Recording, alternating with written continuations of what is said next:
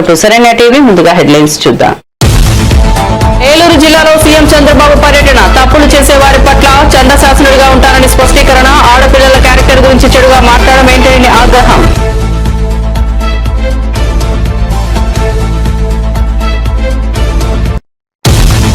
చెట్లను కొట్టివేయాలంటే ముందస్తు అనుమతి తీసుకోవాలన్న హరీష్ రావు. ఒక్కో చెట్టుకు 400 రూపాయలు డిపాజిట్ చేశాకే కొట్టాలన్న హరీష్ రావు. జీహెచ్ఎంసీ 2011లో 1,00,000 చెట్టును నాటిందన్న బీఆర్ఎస్ ఎమ్మెల్యే.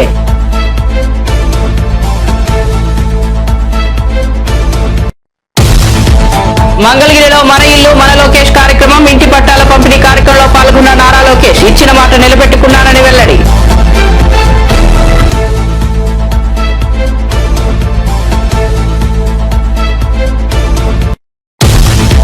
బీజేపీ బీఆర్ఎస్ నేతలపై కాంగ్రెస్ ఎమ్మెల్సీ అద్దంకి దయాకర్ తీవ్ర విమర్శలు. బీజేపీ నేతలు మొదటగా తమ పార్టీలోని గొడవలు పరిష్కరించుకోవాలని సూచన. ప్రతిపక్షాల అనవసర విమర్శలు మానుకోవాలని అద్దంకి దయాకర్ హితవు.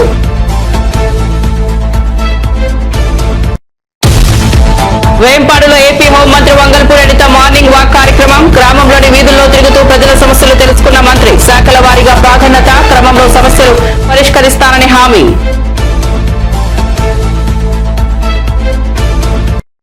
ఇక వార్త వివరాల్లోకి వెళ్తే ఏలూరు జిల్లా ఆగిరిపల్లి మండలం వడ్లమానలో సీఎం చంద్రబాబు పర్యటించారు. P4 కార్యక్రమంలో భాగంగా అక్కడికి వెళ్లిన సీఎం వివిధ ప్రభుత్వ శాఖల ఆధ్వర్యంలో ఏర్పాటు చేసిన స్టాల్స్ ను పరిశీలించారు.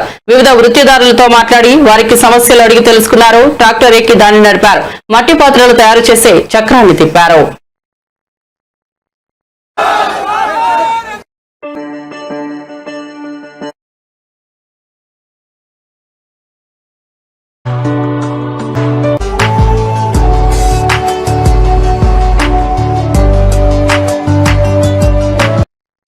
సోషల్ మీడియాలో ఆడబిడ్డలపై అసభ్య పోస్టులు పెట్టినా వ్యక్తిత్వ హననం చేసిన అదే వారికి చివరి రోజు అవుతుందని ఏపీ ముఖ్యమంత్రి చంద్రబాబు హెచ్చరించారు.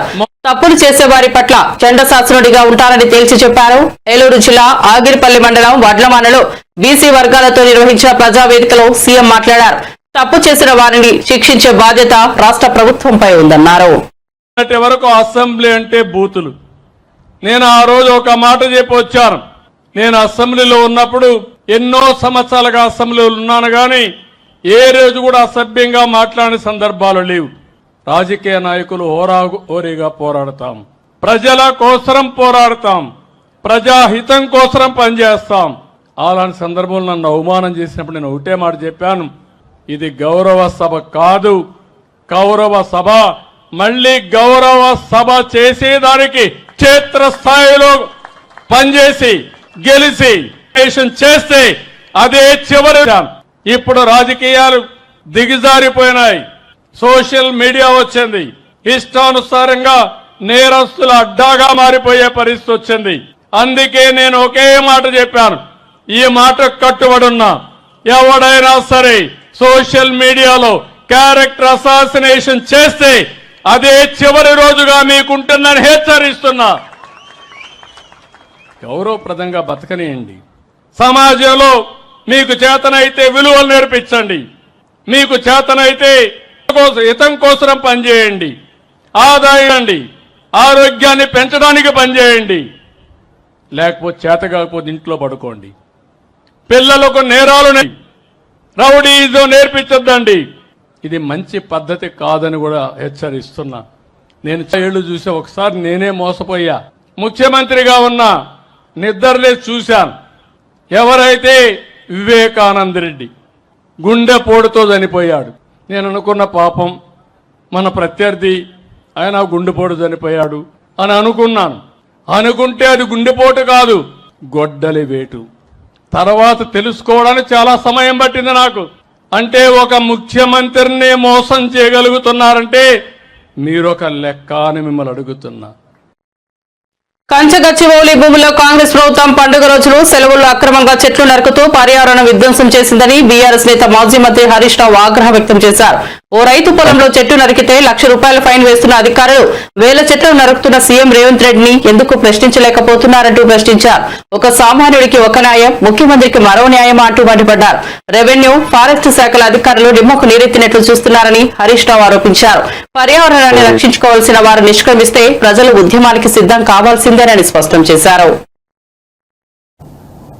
ఈ రాష్ట్రంలో ఏ రకంగా అడవుల విధ్వంసం జరుగుతూ ఉంది, వన్యప్రాణుల పట్ల ఎంత దారుణంగా ఈ రాష్ట్ర ప్రభుత్వం వ్యవహరిస్తూ ఉందనేటువంటి విషయాల్ని డీటెయిల్డ్గా కమిటీకి అన్ని డాక్యుమెంట్లతో ఆధారాలతో 11 పేజీల రిప్రజెంటేషన్ ఇవ్వడం జరిగింది. దాదాపు 200 పేజీల డాక్యుమెంట్స్ అన్ని కూడా వారికి సబ్మిట్ చేయడం జరిగింది. కమిటీ కొన్ని క్వశ్చన్స్ కూడా మమ్మల్ని వేశారు. వాటన్నిటికీ కూడా మేము ఆన్సర్స్ ఇచ్చాం. కొన్ని డాక్యుమెంట్స్ కూడా వారికి ఇవ్వడం జరిగింది. ఒక పేద రైతు అడ్వైజరీ కమిటీకి వివరించడం జరిగింది, బీఆర్ ఇవ్వడం జరిగింది. ముఖ్యంగా ఈరోజు మనందరం కూడా చూస్తూ ఉంటాం, రాష్ట్రంలో ఒక పేద రైతు తన పొలంలో ఉన్న చింత చెట్టో వేప చెట్టో కొట్టుకుంటే ఎంఆర్ఓ ఎస్ఐ పోయి ఆ ట్రాక్టర్ ని సీజ్ చేస్తారు, పోలీస్ స్టేషన్ తీసుకుపోతారు, ఆ రైతు మీద కేసులు పెడుతుంటారు, ₹1,00,000 పెనాల్టీ వేస్తుంటారు. మరి ఇక్కడ వేలాది చెట్లు వందలాది ఎకరాల్లో నరుకుతా ఉంటే ఏం చేస్తున్నట్టు, రెవెన్యూ వ్యవస్థ ఏం చేస్తున్నట్టు, ఫారెస్ట్ డిపార్ట్మెంట్ ఏం చేస్తున్నట్టు, ఎందుకు కళ్ళు మూసుకున్నారు? అంటే పేద రైతుకో న్యాయం, రేవంత్ రెడ్డికో న్యాయం ఉంటుందా? న్యాయం అనేటువంటిది, చట్టం అనే దానికి అది ముఖ్యమంత్రి అయినా ఒక రైతు అయినా అందరూ సమానమే. మనందరం చూస్తాం, మన హైదరాబాద్ లో జూబ్లీ హిల్స్ లో కావచ్చు, బంజారా హిల్స్ లో కావచ్చు, హైదరాబాద్ నగరంలో ఎవరైనా ఇల్లు కట్టాలంటే మన వాల్టా చట్టం ఏం చెప్తుందంటే, వాల్టా చట్టం ప్రకారంగా వాళ్ళు ఆన్లైన్ లో డిపార్ట్మెంట్ కు గ్రామీణ ప్రాంతాలైతే ₹50, పట్టణ ప్రాంతం అయితే ₹100 ఛాలెంజ్ కట్టి నేను ఇల్లు కట్టాలనుకుంటున్నా, ఈ చెట్టు కొట్టాల్సిన అవసరం ఉందని దరఖాస్తు చేయాలి. ఆ దరఖాస్తును పరిశీలించిన తర్వాత కమిటీ ఒక్కొక్క చెట్టుకు ₹450 డిపాజిట్ చేయమని చెప్తుంది. అదేవిధంగా ఒక చెట్టు కొడితే 2 చెట్లు పెంచాలనే నిబంధన ఉంటుంది. సో దాన్ని ఆ కమిటీ రికమెండ్ చేసిన తర్వాత ₹450 ఫారెస్ట్ డిపార్ట్మెంట్ కట్టిన తర్వాత అనుమతి ఇచ్చిన తర్వాత చెట్టు కొట్టాలి. కానీ ఇక్కడ దరఖాస్తే పెట్టలేదు. ఇక్కడ ఎక్కడ కూడా అటవీ శాఖకు అనుమతి కూడా కోసం దరఖాస్తు కూడా పెట్టలేదు. చట్టం ఏం చెప్తుందంటే అటవీ భూముల్లో చెట్టు కొట్టడం కాదు, నీ సొంత పట్టా భూమిలోనైనా నీ హౌస్ సైట్ లోనైనా ఎక్కడ చెట్టు కొట్టినా డిపార్ట్మెంట్ యొక్క అనుమతి తీసుకోవాలని చెప్పి మన చట్టం చెప్తుంది. అందుకే మేము చాలా సందర్భాల్లో ఎమ్మెల్యేలుగా మేము కూడా చూస్తుంటాం, మా దగ్గర ఒక రైతు తెలియక, చట్టం మీద అవగాహన లేక ఒక చింత చెట్టో వేప చెట్టో. మాజీ మంత్రులు వైఎస్ఆర్సీపీ నేతలను స్థానిక ఎన్నికల్లో పాల్గొనకుండా అడ్డుకున్నారని బొత్స సత్యనారాయణ ఆవేదన వ్యక్తం చేశారు. టీడీపీ కార్యకర్తలు, అధికారుల సహకారంతో ఈ అప్రజాస్వామిక చర్య జరిగిందని ఆరోపించారు. పోలీసులు తమ హక్కును కాపాడాలని చెప్పినప్పటికీ స్పందించలేదన్నారు.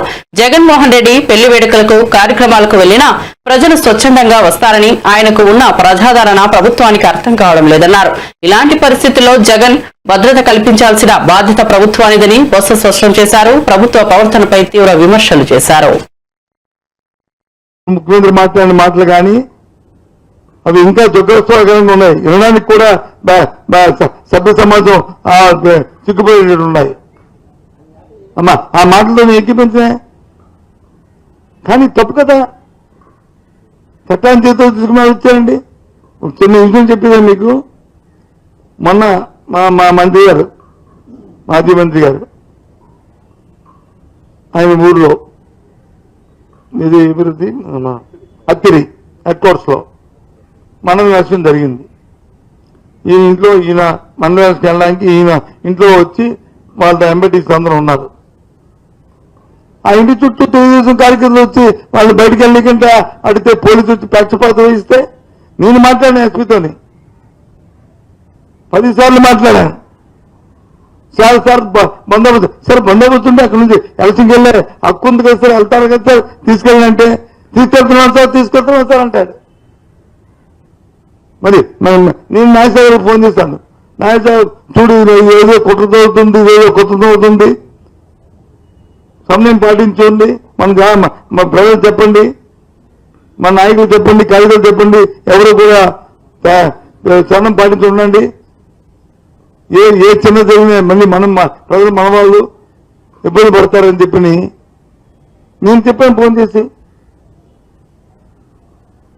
ఆయన ఇంట్లో పెట్టి అది చేయొచ్చండి అంటే రాష్ట్రంలో ఏ రకంగా ఉన్నాయో మీకు పోలీసు వ్యవస్థ ఏ రకంగా వస్తుందో మీకు చెప్తున్నాను.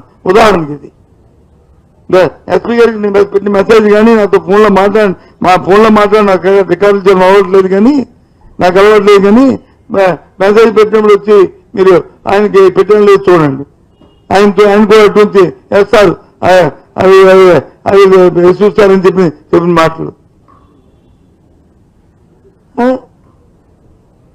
అయితే ఏంటి అంటే ప్రజలను కొట్టుకోమంటావా? పార్టీలు కొట్టుకోండి, వర్గాలను కొట్టుకోండి అని చెప్పి ప్రోత్సహిస్తామా?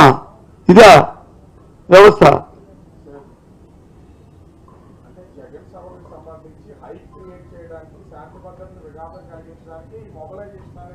ఎవరు మొబిలైజేషన్?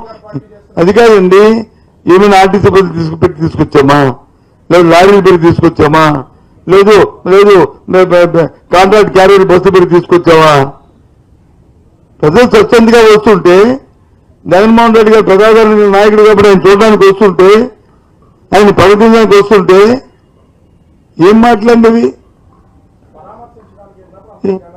పరామర్శించడానికి కలిస్తే వస్తారు. నేను ఒక ఊరు వెళ్ళానంటే నేను నా స్థాయికి ఆ ఊర్లో 100 మంది వస్తారు. అది పరామర్శించడానికి వెళ్ళా. అనకాపల్లి జిల్లా నక్కపల్లి మండలం వేంపాడులో ఏపీ హోంమంత్రి వంగల్పూడి అనిత మార్నింగ్ వాక్ కార్యక్రమాన్ని నిర్వహించారు. గ్రామానికి వచ్చిన ఆమెకు పార్టీ శ్రేణులు, స్థానికులు ఘన స్వాగతం పలికారు. ఈ సందర్భంగా ఆమె గ్రామంలోని వీధుల్లో తిరుగుతూ ప్రజల సమస్యలు తెలుసుకున్నారు. శాఖల వారీగా ప్రాధాన్యత క్రమంలో సమస్యలు పరిష్కరిస్తానని హామీ ఇచ్చారు.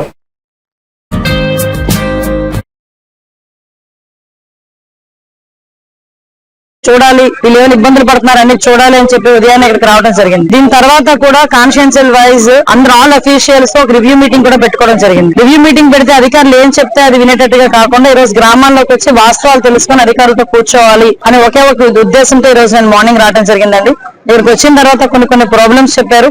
ఏదైతే చాలా మందికి పెన్షన్స్ అందుతున్నాయి, అన్ని రకాల సంక్షేమ కార్యక్రమాలు ఉన్నా కొన్ని చోట్ల వాటర్ ప్రాబ్లం, అదేవిధంగా డ్రైన్ ప్రాబ్లం ఉందని చెప్పి నాకు కొన్ని సమస్యలు తీసుకొచ్చారు.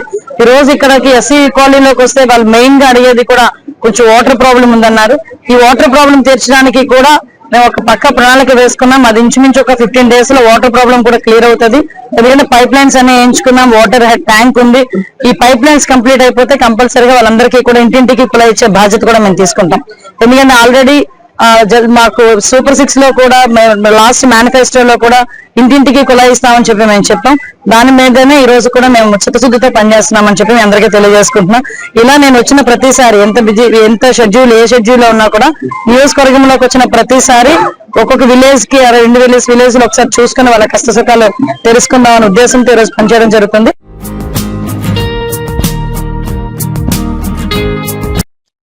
వైఎస్ఆర్సీపీ నేత దేవినేని అవినాష్ కూటమిపై తీవ్రంగా మండిపడ్డారు. తమ ప్రభుత్వ హయాంలో శాంక్షన్ అయిన రోడ్లకు ఇప్పుడే కొబ్బరికాయలు కొడుతున్నారని ఎద్దేవా చేశారు. ప్రజల్లోకి వెళ్లడానికి సూపర్ 6 అడుగుతారనే భయంతో కూటమి నేతలు దూరంగా ఉన్నారని విమర్శించారు. విజయవాడ తూర్పులో చంద్రబాబుకు డూప్గా ఉండే ఎమ్మెల్యే ఉన్నారని అన్నారు. చంద్రబాబు ఒకటి చెబితే ఆయన ఇద్దరింటికి సమానమని మాటలు చెబుతున్నారని విమర్శించారు. ప్రజలను మభ్యపెట్టేందుకే చంద్రబాబు ఇప్పుడు కొత్తగా తీసుకొచ్చిన P4 అసలు స్కామ్ అని అన్నారు. సూపర్ 6 తప్పులు మర్చిపోయి ఇదే కొత్త డ్రామా అని కౌంటర్ ఇచ్చారు. ఈరోజు ప్రజల దగ్గరికి వెళ్లకుండా ప్రజల దగ్గరికి ఎక్కడికి వెళ్తే మమ్మల్ని సూపర్ 6 హామీల గురించి అడుగుతారేమో అని చెప్పిన ఒక భయంతో ఈరోజు కూటమి నాయకులు ఎవరు కూడా ప్రజల దగ్గరికి వెళ్ళలేని పరిస్థితి ఈరోజు ఈ రాష్ట్రంలో మరీ ముఖ్యంగా మా తూర్పు నియోజకవర్గంలో ఉంది. ఎందుకంటే మా తూర్పు నియోజకవర్గంలో ఒక విశేషం ఉంది. చంద్రబాబు ఒకటి చెప్తే మా ఎమ్మెల్యే 2 చెప్తాడు.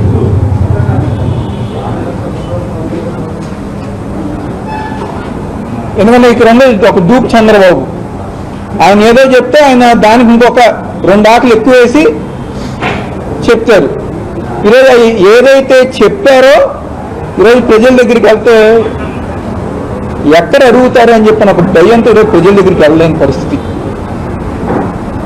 ఈరోజు ఆ రోజు బాండ్లు ఇచ్చారు కదా, సూపర్ 6 హామీలు మేము అమలు పరుస్తామని చెప్పని ఈరోజు చంద్రబాబు సైన్ చేసిన బాండ్ ఆ రోజు ప్రతి ఇంటికి పంచారు కదా. ఈరోజు ఆ బాండ్లు ఏం చేసుకోవాలి ప్రజానికం? మీరు ఇచ్చిన బాండ్లు ఏం చేసుకోమంటారని చెప్పని ఈరోజు ప్రజానికం ప్రతి ఒక్కరి గారు అడుగుతున్నారు. ఆ రోజు పొద్దున్న లభిస్తే రామ్మోహన్ కానివ్వండి, అనురాధ గారు కానివ్వండి, పొద్దున్న లభిస్తే ఫోన్ చేసేవారు అందరికీ. మీ ఇంట్లో 3 పిల్లలు ఉన్నారా, 4 పిల్లలు ఉన్నారా, 6 ఉన్నారా, 5 ఉన్నారా, ఎంతమంది ఉంటే అంతమందికి మేము తల్లికి వందనం ఇస్తా అన్నారు. ఎవరికి ఇచ్చారు? 18 ఏళ్ళు దాటిన ప్రతి ఒక్కరి దగ్గర 1500 రూపాయలు మీ అకౌంట్కే పడతాయని చెప్పి అన్నారు. ఎంతమందికి పని? నిరుద్యోగులు ఉన్న ప్రతి ఒక్కరిగా నిరుద్యోగ భృతి ఇస్తామన్నారు, ఉద్యోగాలు ఇస్తామన్నారు. ఎవరికి ఇచ్చారు? ప్రతి డివిజన్ దగ్గర వైఎస్ఆర్ కాంగ్రెస్ పార్టీ కంటే మేము ఇంకెక్కువ అభివృద్ధి చేస్తామన్నారు. మంగళగిరిలో 4వ రోజు మన ఇల్లు మన లోకేష్ కార్యక్రమం జరిగింది. ఈ కార్యక్రమంలో మంత్రి లోకేష్ పాల్గొని రత్నాల చెరువు మహారారు గ్రామాలకు చెందిన 1030 పేద కుటుంబాలకు శాశ్వత ఇళ్ల పట్టాలను పంపిణీ చేశారు. అంతకుముందు మంత్రి లోకేష్ మంగళగిరి ప్రజలను ఉద్దేశించి మాట్లాడారు. కొన్ని నిర్ణయాలు మన జీవితాలను మార్చేస్తాయి. 2019లో నేను ఒక నిర్ణయం తీసుకున్నా, అదే మంగళగిరి నియోజకవర్గంలో పోటీ చేయాలని. వాస్తవంగా నాకు మంగళగిరి ప్రజలతో పెద్దగా పరిచయం లేదు అంటూ మంత్రి చెప్పారు. పెద్ద పరిచయం కూడా లేదు. కేవలం నాకేంటంటే ఇక్కడ నుంచి ఉన్నాను, నేను ఇక్కడ ఉంటున్నాను, నివసిస్తున్నాను, ప్రజలకు అందుబాటులో ఉండొచ్చు, ప్రజలకు మంచి పనులు చేయొచ్చు అనే ఆలోచనతో ఆనాడు ఇక్కడ పోటీ చేశా. కరెక్ట్ గా ఎన్నికలకి 21 రోజుల ముందల తెలుగుదేశం పార్టీ అభ్యర్థిగా మీ ముందల నుంచిన. మీరు ఎదుర్కొన్న సమస్యలు నేను తెలుసుకోలేకపోయాను, నేనేంటో మీకు అర్థమవలేదు. ఎన్నికలైపోయినాయి. 5300 ఓట్లతో నేను ఓడిపోయాను. మొదటి రోజు బాధ కలిగింది, ఆవేదన కలిగింది. కానీ రెండో రోజు నుంచి ఆ బాధ ఆవేదన నాలో కసి పెంచింది. మంగళగిరి ప్రజలకి మంచి పనులు చేయాలా, తిరిగి వాళ్ళ మనసు గెలుచుకోవాలని ఆనాడే నేను నిర్ణయించుకుంటాం జరిగింది. ఒక్కసారి ఆలోచించండి, 2019 నుంచి 24 వరకు తెలుగుదేశం పార్టీ ప్రతిపక్షంలో ఉన్న మీ ఆరోగ్యం కోసం ఎన్టీఆర్ సంజీవిని అని తీసుకొచ్చాం. తాడేపల్లిలో ఒక క్లినిక్, మంగళగిరిలో క్లినిక్, దుగ్గిరాలకు ఒక బస్సు పెట్టి ఈ రోజు కూడా ఆ కార్యక్రమం చేపడుతున్నాం. ఈ రోజు కూడా సొంత నిధులతో మందులు ఉచితంగా మేము అందజేస్తున్నాం. ఊర్లో పెళ్లి జరిగితే పెళ్లి కానుకిస్తున్నాం. మహిళలు సొంత కాళ్ళపై నిలబడాలని కుట్టు నేర్పిస్తమే కాకుండా కుట్టు మెషినే ఉచితంగా ఇస్తాం కాకుండా వాళ్ళకి ఈరోజు పని కూడా మేము కల్పిస్తున్నాం. ఆనాడు గత ప్రభుత్వం నీరు సరిగా అందించలేకపోతే వాటర్ ట్యాంకర్లు పెట్టి ఉచితంగా నీరు తోలం. మన పిల్లలు క్రికెట్ ఆడాలని కోరుకుంటే ఐపీఎల్ తరా కాకపోయినా వాళ్ళతో పోటీ పడే విధంగా మంగళగిరి ప్రీమియర్ లీగ్ తీసుకొచ్చి పిల్లలకి అది కూడా ఏర్పాటు చేస్తాం. కోవిడ్ వస్తే ఆక్సిజన్ ఇబ్బంది ఉందంటే ఆక్సిజన్ సిలిండర్లు పంపించాం, మందులు అందించాం. అమెరికా డాక్టర్ల ద్వారా టెలిమెడిసిన్ చేశాం. ఇట్లా దాదాపు 26 సంక్షేమ కార్యక్రమాలు మంగళగిరి ప్రజల కోసం ఆనాడు నేను చేస్తాం జరిగింది. కరెక్ట్ గా 24 ఎన్నికలు వచ్చింది.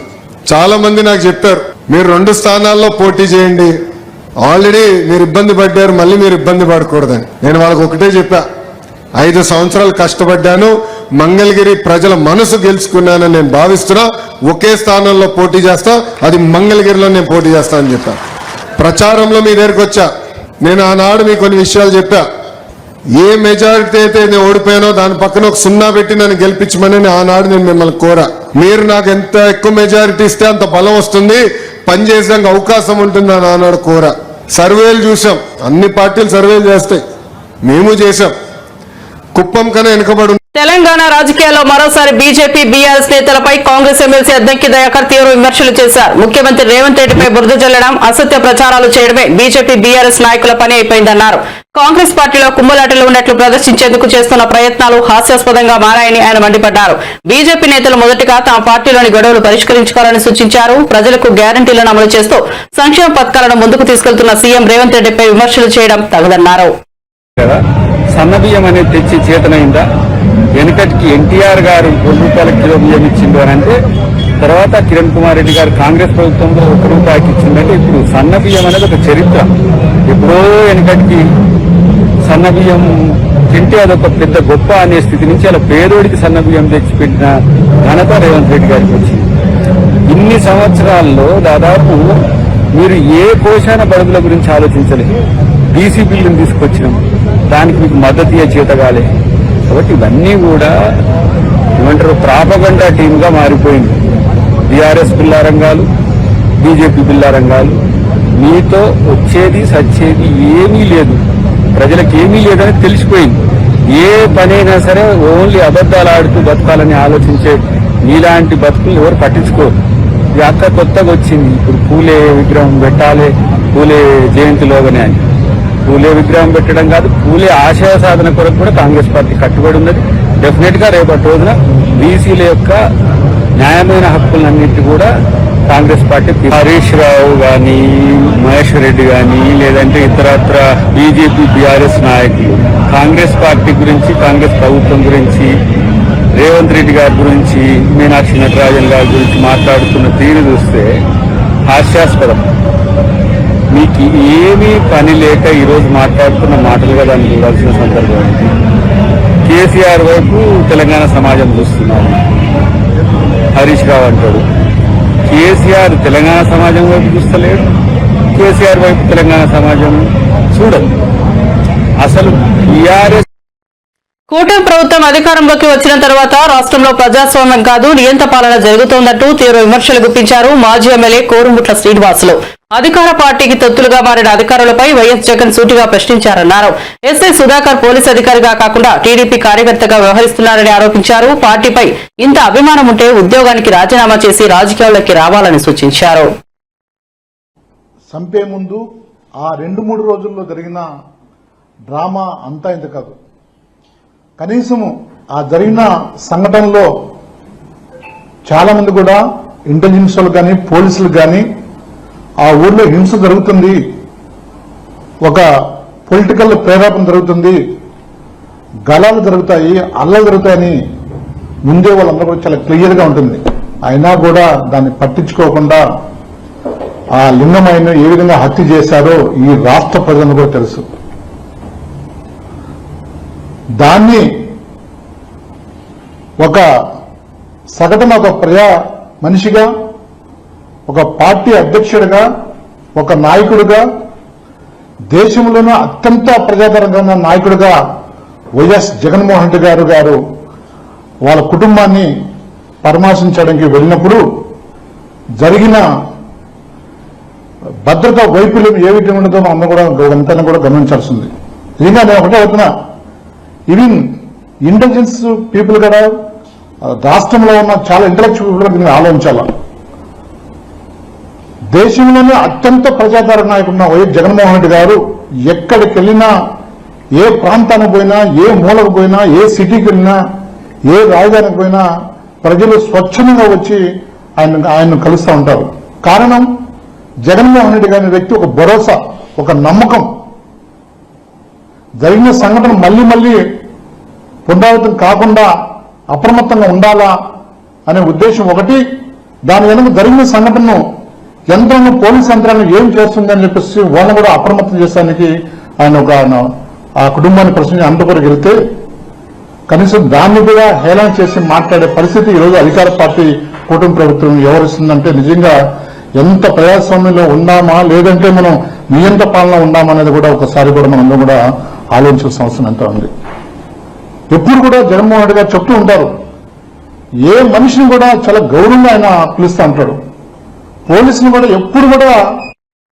వరంగల్ తూర్పు నియోజకవర్గంలో నిర్వహించిన మెగా జాబ్ మేళాకు నిరుద్యోగులు పోటెత్తారు. జిల్లా రైల్వే స్టేషన్ సమీపంలోని ఎంకే నాయుడు కన్వెన్షన్ హాల్లో జాబ్ మేళాను మంత్రులు కొండా సురేఖ, సీతక్క ప్రారంభించారు. యువతీ యువకులు పెద్ద ఎత్తున తరలివచ్చి వివిధ కంపెనీలు నిర్వహించిన ఇంటర్వ్యూల్లో ఉత్సాహంగా పాల్గొన్నారు. హాలు లోపలికి వెళ్లే క్రమంలో నిరుద్యోగులు పోటీ పడడంతో స్వల్పంగా తోపులాట జరిగింది.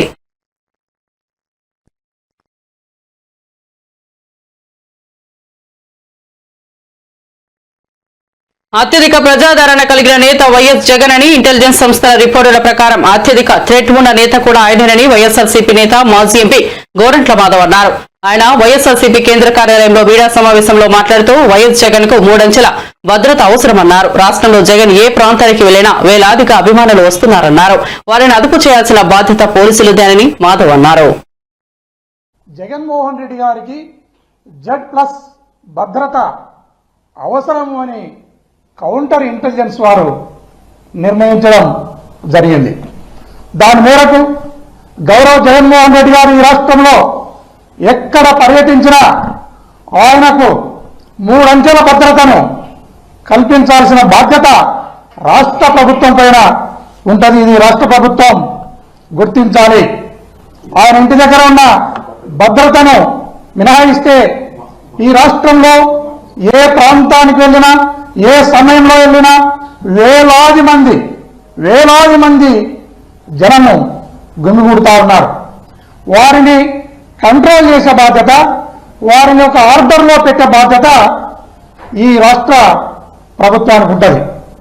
అలాంటిది మొన్న జగన్మోహన్ రెడ్డి గారు రామగిరి మండలానికి వచ్చినప్పుడు పోలీసు ఎలాంటి వైఫల్యం చెందిందో, ఎలా ఫెయిల్యూర్ అయిందో మనమందరం కూడా ప్రత్యక్షంగా చూసినాం. దీని మీద హోమ్ మినిస్టర్ గారు రెస్పాండ్ అవుతూ 1100 మందిని పోలీస్ వ్యవస్థను డిప్లాయ్ చేసినామనే మాటను అనిత గారు మాట్లాడడం జరిగింది. అమ్మ అనిత గారు, మీరు 1100 మందిని డిప్లాయ్ చేస్తే వారు హెలికాప్టర్ ప్రొటెక్ట్ ఎందుకు చేయలేకపోయినారు?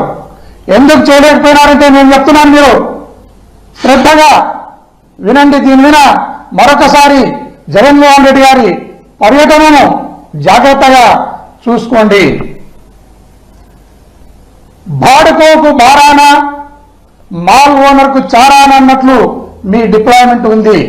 అది ఎట్లా అంటే, మీరు పెట్టిన 1100 మంది పోలీస్ సిబ్బందిని పరిటాల సునీతమ్మ ఇంటి దగ్గర కొందరిని, పరిటాల రవి సమాధి దగ్గర కొందరిని, అదేవిధంగా మొన్న లింగమయ్యను హత్య చేసిన ముద్దాయిల ఇళ్ల దగ్గర సగం మందిని డిప్లాయ్ చేసి ఎవరైతే తిరుమల శ్రీవారిని పలువురు రాజకీయ ప్రముఖులు దర్శించుకున్నారు. వేకువజామున కుటుంబ సభ్యులతో కలిసి ఏపీ శాసనసభ ఉపసభాపతి రఘురామకృష్ణంరాజు శ్రీవారి అభిషేక సేవలో పాల్గొన్నారు.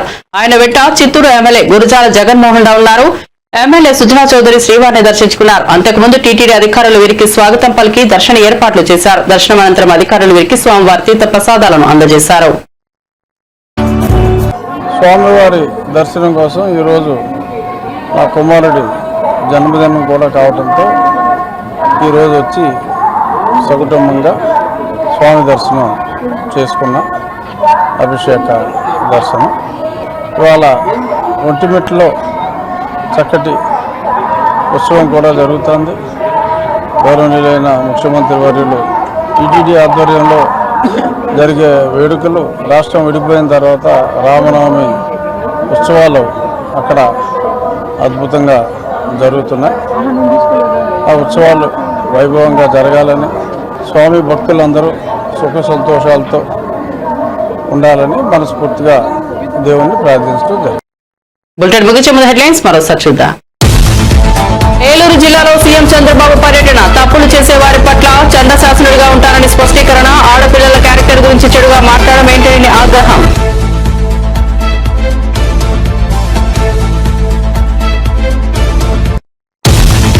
చెట్లను కొట్టివేయాలంటే ముందస్తు అనుమతి తీసుకోవాలన్న హరీష్ రావు. ఒక్కో చెట్టుకు 400 రూపాయలు డిపాజిట్ చేశాకే కొట్టాలన్న హరీష్ రావు. జీహెచ్ఎంసీ 2011లో 1,00,000 చెట్టును నాటిందన్న బీఆర్ఎస్ ఎమ్మెల్యే.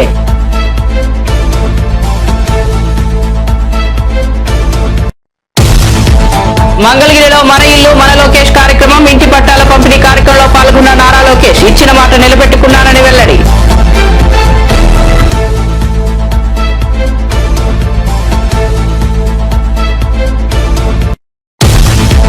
బీజేపీ బీఆర్ఎస్ నేతలపై కాంగ్రెస్ ఎమ్మెల్సీ అద్దంకి దయాకర్ తీవ్ర విమర్శలు. బీజేపీ నేతలు మొదటగా తమ పార్టీలోని గొడవలు పరిష్కరించుకోవాలని సూచన. ప్రతిపక్షాల అనవసర విమర్శలు మానుకోవాలని అద్దంకి దయాకర్ హితవు.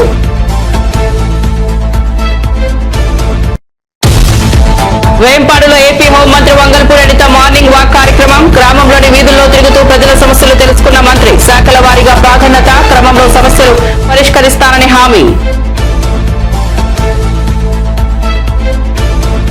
అప్డేట్స్ కోసం చూస్తూనే ఉండండి సరైన టీవీ.